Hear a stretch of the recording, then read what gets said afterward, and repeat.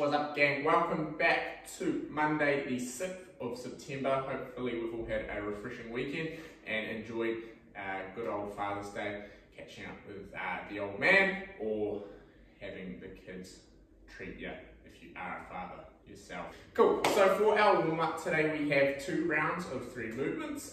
So we're going to start with 20 slow mountain climbers. So Laker, take it away. So yeah, nice and slow, bringing that knee up, getting a little stretch through the hip flexors in that top position, just changing nice and slow as he was going.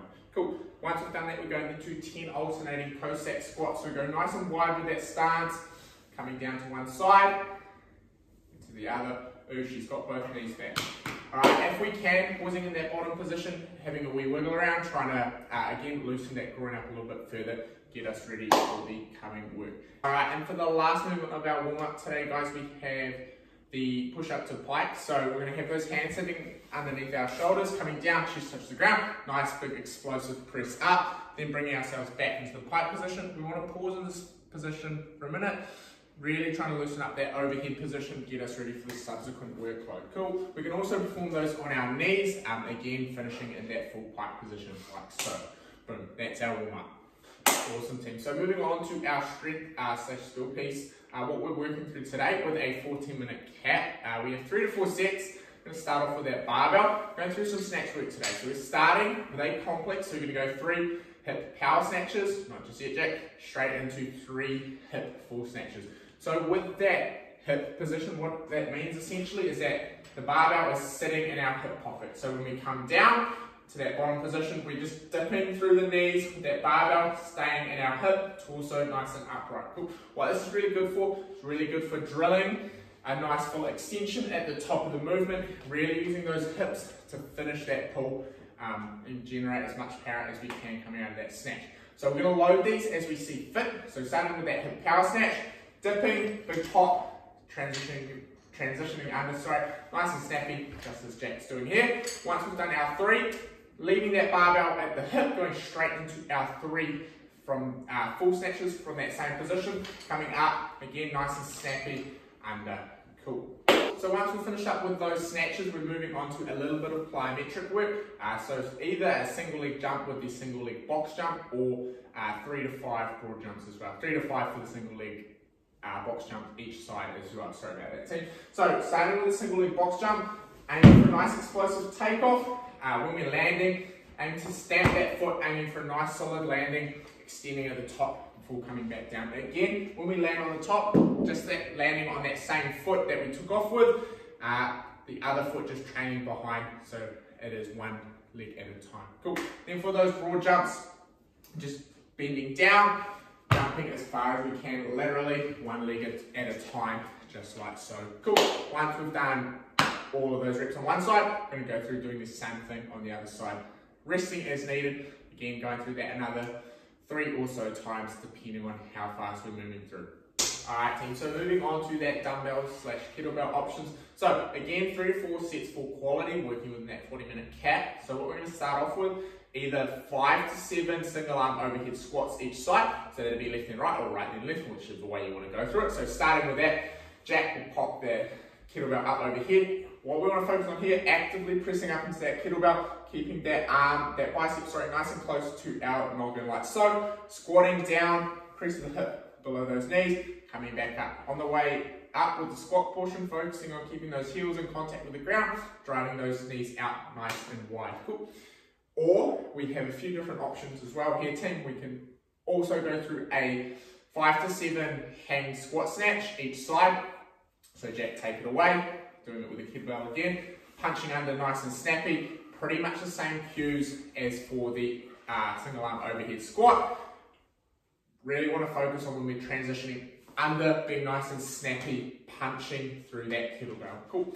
Lastly, our last variant we have is a single arm overhead box step up.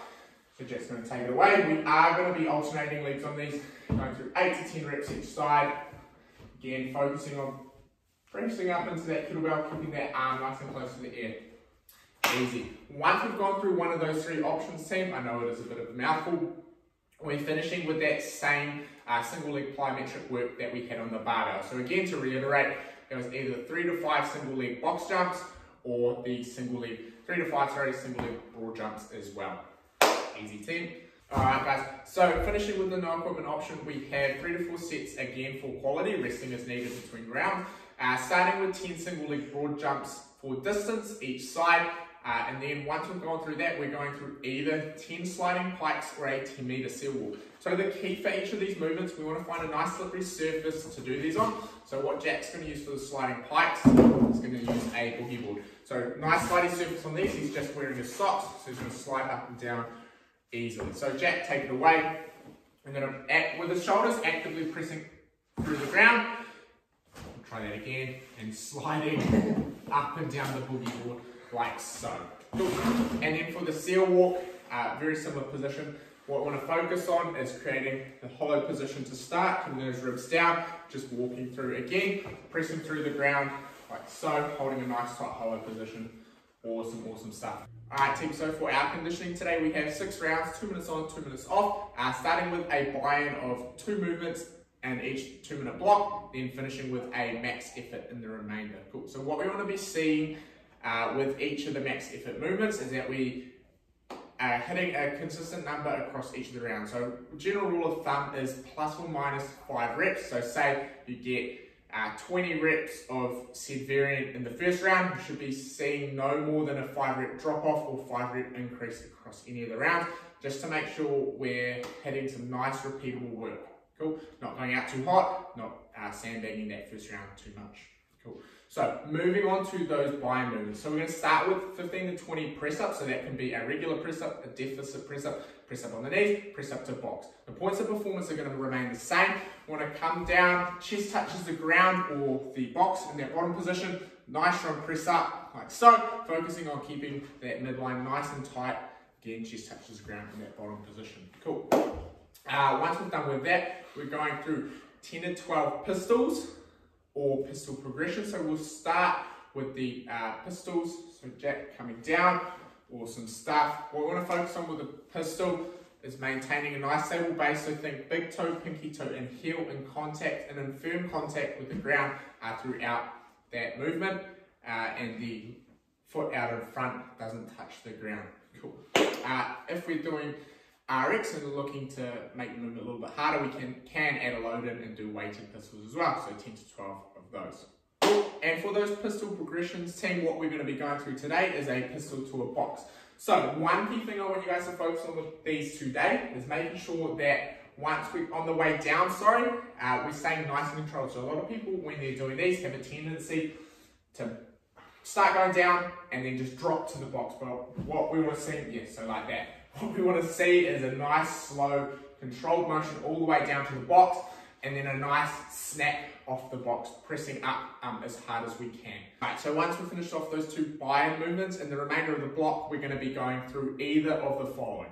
So if you have a machine at home, we can be going through max effort machine cows. So just accumulating as many as we can within that time. Option 2, we have max effort burpee to target, or burpee high jump. Cool, so we're going to burpee down, chest touches the ground, aim to pop off that force, snapping up nice and quick. He's just touched my head for the target. What a funny fella. Oh, lovely. Really like that one, Jack. Quite original. Anyway, so yeah, for the burpee to target, you can pretty much use anything, as long as it's a wee bit out of reach and forces you to jump at the top of the movement. And for our last option, we have the Burpee Shuttle Run. So for the Burpee Shuttle Run, 10 meters between those shuttles, so just burping down at one side, the Jack take it away, burpee down, nice and snappy on the way up, running through, down, burpee again, and running back. Cool. Alright team, so that is your class program for Monday the 6th of September. Hopefully you all enjoy. Apart from that, cheers team.